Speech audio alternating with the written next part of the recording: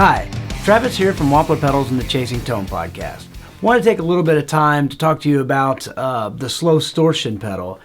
We get some questions about how to get the most out of it, and it seems one common misconception that maybe isn't conveyed well enough, and I'd kind of like to talk about, is the mid control on it.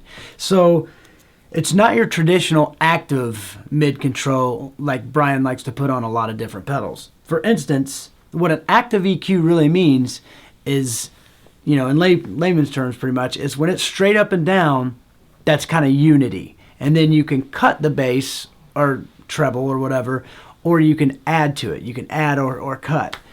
But with the mid control on the SLOstortion, basically all the way off, all the way to the left is unity mids.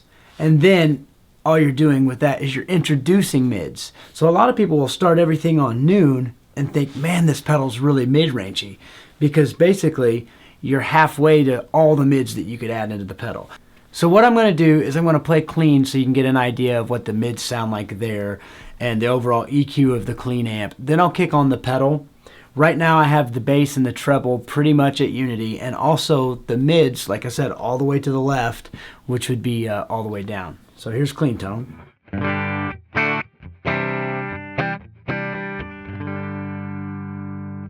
And now the SLOstortion.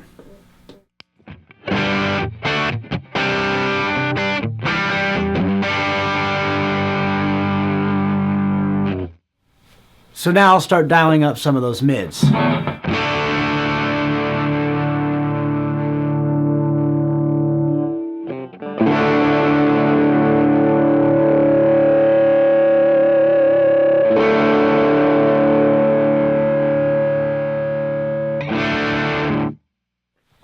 So you can hear all I'm doing in that instance is just adding mids.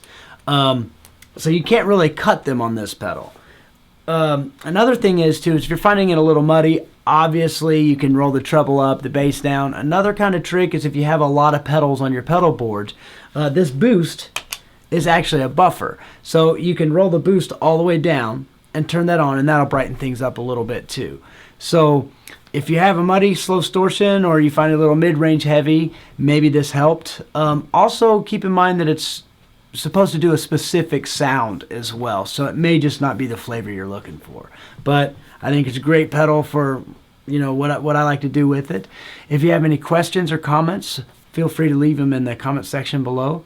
Thank you very much for watching.